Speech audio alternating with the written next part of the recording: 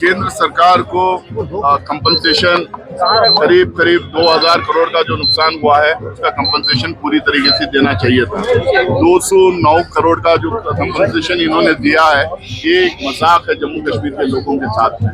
Congress party जोर शोर से इस मुद्दे को उठाएगी। हम लोग चिट्ठी भी लिखेंगे, ट्वीट्स तो सारे ही हमारे लीडर्स के हैं, हम चिट्ठी भी लिखेंगे, कंपनसेशन के लिए लड़ाई लड़ेंगे और साथ साथ बहुत सारे हमारे डिमांड्स हैं कि रोड की कनेक्टिविटी, टनल की कनेक्टिविटी, रेल की कनेक्टिविटी और यहाँ पे जो हमारा फूड ट्रक्स जो जाते हैं उसके लिए कनेक्टिविटी, ये तमाम चीज़ों के डिमांड्स भी हम लोग हमारे लेटर में उसको उठाएंगे। प्राइम मिनिस्टर से आग्रह करेंगे कि ज़्यादा से ज़्यादा कंपनसेशन जम्मू एंड कश्मीर को दिया जाए। कांग्रेस पार्टी क्या कुछ करेगी इस बार? कांग्रेस पार्टी की तरफ से इस मुद्दे को ऑलरेडी उठाए, ये डिमांड उठाए, हम लोग ट्वीट किए हैं और फॉर्मल तरीके से हम लोग चिट्ठी भी लिखेंगे। और क्योंकि पार्लियामेंट है नहीं, पार्लियामेंट के अंदर इस बात को उठाने के लिए हमारे लीडर्स वहाँ पे अपनी बात भी रखेंगे, प्राइम मिनिस्टर से भी बात करेंगे, चिट्ठी भी लिखेंगे। हम जब लोग हमें वोट देकर चुनकर असेंबली में भेजते हैं तो हमारी पूरी जिम्मेदारी बनती है। हम लोगों को अलग अलग तरीके अपनाना पड़ेगा लोगों को जस्टिस दिलाने के लिए, लोगों को सुविधाएं दिलाने के लिए। अगर हम एक हाथ खड़े कर दें कि हमारे हाथ में नहीं है करके, अगर हम बोल दें कि हम कुछ नहीं कर सकते, फिर जो लोग हमें वोट दे के जिताएं वो मायूस हो जाते हैं। तो इसीलिए हमारी पूरी ताकत लगा के हम लोग को आवाम के लिए काम करना पड़ेगा। यहाँ पे कंपनसेशन की लड़ाई हम लोग को लड़ना पड़ेगा। अब इलेक्टेड लोग ही पहल करके इस पे लड़ सकते हैं। लोगों ने हमारे पार्टी ने उसमें स्टैंड क्लियरली लिए।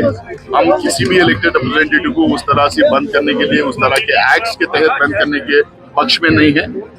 उसी के साथ साथ में हम लोग ये भी कहें कि हमारे इलेक्टेड रिप्रेजेंटेटिव्स भी जो है अपने हिसाब किताब से रेस्ट्रेंट रखना चाहिए, क्योंकि ब्यूरोक्रेसी को भी रेस्पेक्ट देना चाहिए, पब्लिक को भी रेस्पेक्ट देना चाहिए, गवर्नमेंट सर्वेंट्स को भी रेस्पेक्ट देना चाहिए।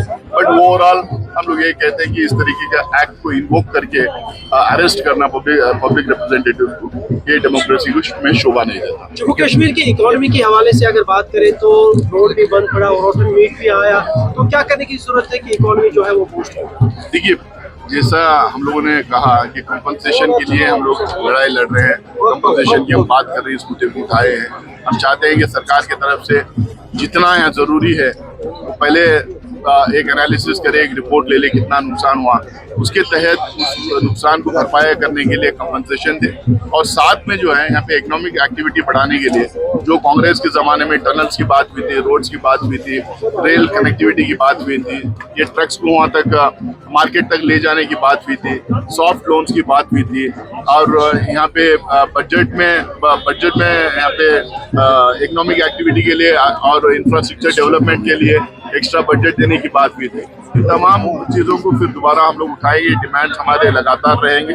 सरकार सिर्फ जो है झंडा हिलाते रहें, प्रधानमंत्री जहां पुल बन जाता है जाके झंडा हिला देते हैं, पता चला 1 साल 2 साल में पुल ही गिर जाता है। ट्रेन को झंडा हिला देते हैं, जाके पता चला वो ट्रेन जो है महीने 2 महीने में एक्सीडेंट हो जाती है उसकी। तो सिर्फ झंडा हिलाने से काम नहीं होता, क्वालिटी वर्क होना चाहिए। और जो पैसा दिया गया है उसमें बिना करप्शन के काम हुआ, क्वालिटी काम हुआ तो वो सस्टेन करेगा।